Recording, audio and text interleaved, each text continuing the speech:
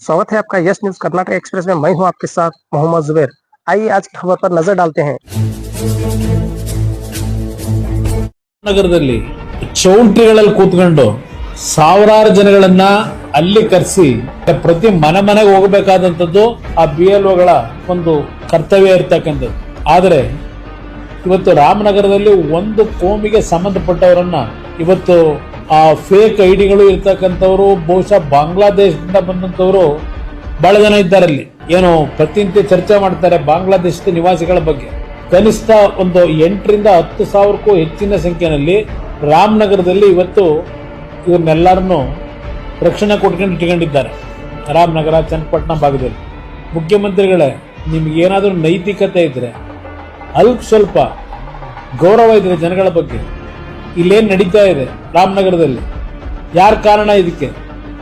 ಈ ರೀತಿಯ ಕಳ್ಳ ಮತದಾನ ಮಾಡತಕ್ಕಂಥದ್ದಕ್ಕೆ, ಕಳ್ಳ ಮತಗಳನ್ನು ಸೃಷ್ಟಿ ಮಾಡಲಿಕ್ಕೆ ಇವತ್ತು ಇಂಥ ಕೆಲಸ ನಿಮ್ಮಿಂದ ಏನಾಗ್ತಿದೆ? ನಿಮ್ಗೆ ಯಾವ ನೈತಿಕತೆ ಇಟ್ಕೊಂಡು ಮಾತಾಡ್ತಾ ಇದ್ದೀರಿ? ನಿನ್ನೆ ಮಾಜಿ ಮುಖ್ಯಮಂತ್ರಿ ಮತ್ತು ಕೇಂದ್ರ ಸಚಿವರಾಗಿರುವಂತಹ ಕುಮಾರಸ್ವಾಮಿ ಅವರ ಒಂದು ವಿಡಿಯೋವನ್ನು ನಾನು ವೀಕ್ಷಿಸಿದೆ. ಆ ವಿಡಿಯೋವನ್ನ ವೀಕ್ಷಿಸಿದ ನಂತರ ಮಾಜಿ ಮುಖ್ಯಮಂತ್ರಿಯವರು ಒಂದು ಪ್ರಬುದ್ಧ ರಾಜಕಾರಣಿ ಅಂತ ನಾನು ತಿಳ್ಕೊಂಡಿದ್ದೆ. ಭವಿಷ್ಯ ನನ್ನ ಭಾವನೆ ತಪ್ಪಾಗಿದೆ. ಅವರು ವಿಡಿಯೋದಲ್ಲಿ ಹೇಳ್ತಾ ಇರುವಂತ ವಿಚಾರ ಏನಂದ್ರೆ, ರಾಮನಗರದಲ್ಲಿ ಒಂದು ಚೌಟ್ರಿಯಲ್ಲಿ ಬಾಂಗ್ಲಾದೇಶಿಗರ ಓಟನ್ನ ಕಳ್ಳ ಮತವನ್ನ ಮಾಡ್ಲಿಕ್ಕೆ ಬೇಕಾಗಿ ಅಲ್ಲಿ ಕ್ಯಾಂಪ್ ಹಾಕೊಂಡು ಸುಮಾರು 10,000 ಜನರ ವೋಟರ್ನ ಎನ್ರೋಲ್ ಮಾಡ್ತಾ ಇದ್ದಾರೆ ಅಂತ ಹೇಳಿ ಅವ್ರು ಹೇಳ್ತಾ ಇದ್ದಾರೆ. ಮಾಜಿ ಮುಖ್ಯಮಂತ್ರಿ ಕುಮಾರಸ್ವಾಮಿ ಅವರೇ, ಬೇಸಿಕ್ ಆದಂತಹ ಒಂದು ಕನಿಷ್ಠ ಕಾಮನ್ ಸೆನ್ಸ್ ಇಲ್ವಾ ನಿಮಗೆ? SIR ಎಂಬುದು ಸ್ಪೆಷಲ್ ಇಂಟೆನ್ಸಿವ್ ರಿವಿಷನ್ ಅಲ್ಲಿ 2022ರಲ್ಲಿ ಯಾರ ಮತ ಇತ್ತು ಅವರ ಮನೆಗೆ ಮಾತ್ರ ಎನ್ಯುಮರೇಷನ್ ಫಾರಂ, ಅಥವಾ 2025ರಲ್ಲಿ ಯಾರ ಮತ ಇದೆ ಅವರ ಮನೆಗೆ ಮಾತ್ರ ಎನ್ಯುಮರೇಷನ್ ಫಾರಂ ಡಿಸ್ಟ್ರಿಬ್ಯೂಟ್ ಮಾಡುವಂತದ್ದು. ಅದಲ್ಲದೆ ಮೊನ್ನೆ ರಾಮನಗರದಲ್ಲಿ ಯಾವುದೇ ಚೌಟ್ರಿಯಲ್ಲ, ಒಂದು ಶಾಲೆಯಲ್ಲಿ ಅಲ್ಲಿರುವಂತ ಜನರಿಗೆ ಗೊಂದಲಗಳುಂಟಾದಾಗ BLA 1 ಮತ್ತು BLA 2ಗಳು ಸೇರ್ಕೊಂಡು ಆ ಭಾಗದ ಜನರಿಗೆ ಅಗತ್ಯ ಮಾಹಿತಿಯನ್ನ ಹಂಚುವಂತ ನಿಟ್ಟಿನಲ್ಲಿ ಅಲ್ಲಿ ಅವರಿಗೆ ಸಹಾಯ ಮಾಡ್ತಾ ಇದ್ರು. ಹಾಗಾದ್ರೆ election commission of India BLA 1 ಮತ್ತು BLA 2 ಅನ್ನ ಯಾಕೆ ಅಪಾಯಿಂಟ್ ಮಾಡಿದೆ? ಜನರಿಗೆ ಸಹಕಾರ ಮಾಡ್ಲಿಕ್ಕಲ್ವಾ? ಇಷ್ಟು ಕನಿಷ್ಠ ಜ್ಞಾನ ಆದ್ರೂ ಇಲ್ವಾ ಕುಮಾರಸ್ವಾಮಿ ಅವರೇ? ಬಾಂಗ್ಲಾದೇಶಿಗರು ಹೇಗೆ ಬರ್ತಾರೆ? 2002 ಮತ್ತು 25ರಲ್ಲಿ ಯಾರ ವೋಟ್ ಇದೆ ಅವರ ಮನೆಗೆ ಮಾತ್ರ ಎನ್ಯುಮರೇಷನ್ ಫಾರಂ ಬರುವಂತದ್ದು. ಇಷ್ಟು ಕನಿಷ್ಠ ಜ್ಞಾನನೂ ಇಲ್ವಾ? ನೀವು ರಾಜಕೀಯ ಮಾಡ್ಲಿಕ್ಕೆ ಬೇರೆ ತುಂಬಾ ವಿಚಾರಗಳಿವೆ. ದೇವೇಗೌಡರವರಿಗೆ ರಾಜ್ಯಸಭಾ ಸ್ಥಾನ ಸಿಕ್ಲಿಲ್ಲ ಅಂತ ಹೇಳಿ ಏನಾದ್ರೂ ಬೇಸರದಲ್ಲಿ ಅಮಿತ್ ಶಾ ಮತ್ತು ನರೇಂದ್ರ ಮೋದಿ ಅವರಿಗೆ ಮೆಚ್ಚಿಸ್ಲಿಕ್ಕೆ ನೀವು ಇಂಥ ವಿಡಿಯೋ ಮಾಡ್ತಾ ಇದ್ರೆ ದಯವಿಟ್ಟು ಈ ಕೆಲಸ ಮಾಡಬೇಡಿ. ಹಾಗಾದ್ರೆ ರಾಮನಗರದಲ್ಲಿ ನೀವೇ ಶಾಸಕರಾಗಿದ್ರಲ್ಲ, ಬಾಂಗ್ಲಾದೇಶಿಗರು ಅಲ್ಲಿ ಇದ್ದಾರಂತ ಹೇಳಿದ್ರೆ ಅದು ಯಾರು ತಪ್ಪು?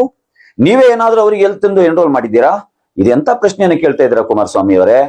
ರಾಮನಗರದ ಜನರು ಇವತ್ತು ಪ್ಯಾನಿಕ್ ಆಗಿದ್ದಾರೆ. ಕೇವಲ ರಾಮನಗರ ಮಾತ್ರ ಅಲ್ಲ, ಇಡೀ ಕರ್ನಾಟಕದ ಜನರು ಪ್ಯಾನಿಕ್ ಆಗಿದ್ದಾರೆ. ಯಾವ ಕಾಲಂನಲ್ಲಿ ಏನ್ ತುಂಬಬೇಕು, ಯಾವ ರೀತಿ ಡಾಕ್ಯುಮೆಂಟ್ ಅನ್ನ ಕೊಡಬೇಕು ಎಂಬುದ್ರ ಬಗ್ಗೆ ಗೊಂದಲಗಳಿವೆ. ಅದನ್ನ ನಿವಾರಣೆ ಮಾಡುವುದು ನಾಗರಿಕ ಸಮಾಜದ ಕರ್ತವ್ಯ. ಕರ್ನಾಟಕದಲ್ಲಿ ಇವತ್ತು ಜಾಗೃತ ಕರ್ನಾಟಕ ಆಗಿರ್ಬೋದು, ಎದ್ದೇಳು ಕರ್ನಾಟಕ ಆಗಿರ್ಬೋದು, ಸಾಲಿಡಾರಿಟಿ ಯೂತ್ ಮೂವ್ಮೆಂಟ್ ಆಗಿರ್ಬೋದು, SDP ಆಗಿರ್ಬೋದು, ಈ ತರ ಎಲ್ಲಾ ಸಂಘ ಸಂಸ್ಥೆಗಳು ಜನರಿಗೆ ಸಹಾಯ ಮಾಡುವಂತ ಫೀಲ್ಡ್ ಅಲ್ಲಿ ವಾಲಂಟಿಯರ್ ಆಗಿ ಕೆಲಸ ಮಾಡ್ತಾ ಇದ್ದಾರೆ. ನೀವು ಇದನ್ನ ಮುಂದಿಟ್ಕೊಂಡು ರಾಜಕೀಯ ಮಾಡ್ಲಿಕ್ಕೆ ಹೋಗ್ತಾ ಇದ್ದೀರಲ್ಲ, ಇದು ನಿಜಕ್ಕೂ ನಿಮ್ಮ ಘನತೆಗೆ ತಕ್ಕ ಕೆಲಸಗಳಲ್ಲ. ದಯವಿಟ್ಟು ಇಂತ ಸುಳ್ಳು ರೂಮರ್ಗಳನ್ನ ಹರಡಬೇಡಿ. ಅಲ್ಲಿ ನಡೆದಿರುವಂತದ್ದು ಯಾವುದೇ ಒಂದು ಕೋಮಿನವರಿಗಂತ ನೀವು ಹೇಳ್ತಾ ಇದ್ದೀರಾ. ಯಾವುದೇ ಒಂದು ಕೋಮಿನವರಿಗಲ್ಲ ಸ್ವಾಮಿ, ಎಲ್ಲಾ ಕೋಮಿನವರು ಪ್ಯಾನಿಕ್ ಆಗಿದ್ದಾರೆ. ವೆಸ್ಟ್ ಬೆಂಗಾಳಲ್ಲಿ ಏನು 27 ಲಕ್ಷ ಮತದಾರರು SIR ಇಂದ ಹೊರಗಿದ್ದಾರಲ್ಲ, ಎಲ್ಲರೂ ಒಂದೇ ಕೋಮಿನವರಲ್ಲ, ಅದರಲ್ಲಿ ಎಲ್ಲಾ ಕೋಮಿನವರು ಇದ್ದಾರೆ. ಹಾಗಾಗಿ ಕರ್ನಾಟಕದಲ್ಲಿ ಹೀಗೆ ಆಗ್ಬಾರ್ದು ಅಂತ ಹೇಳಿ ನಾವೆಲ್ಲರೂ ಜನರಲ್ಲಿ ಜಾಗೃತಿ ಮೂಡಿಸಬೇಕಾದ್ದು ನಮ್ಮ ಕರ್ತವ್ಯ. ಒಂದು ರಾಷ್ಟ್ರೀಯ ರಾಜಕೀಯ ಪಕ್ಷದ ನೀವು ಸದಸ್ಯರಾಗಿ, ಒಂದು ಕೇಂದ್ರ ಸಚಿವರಾಗಿ ಜನರಿಗೆ ಸಹಾಯ ಮಾಡ್ಲಿಕ್ಕೆ ನೀವೇನ್ ಮಾಡಿದೀರಾ?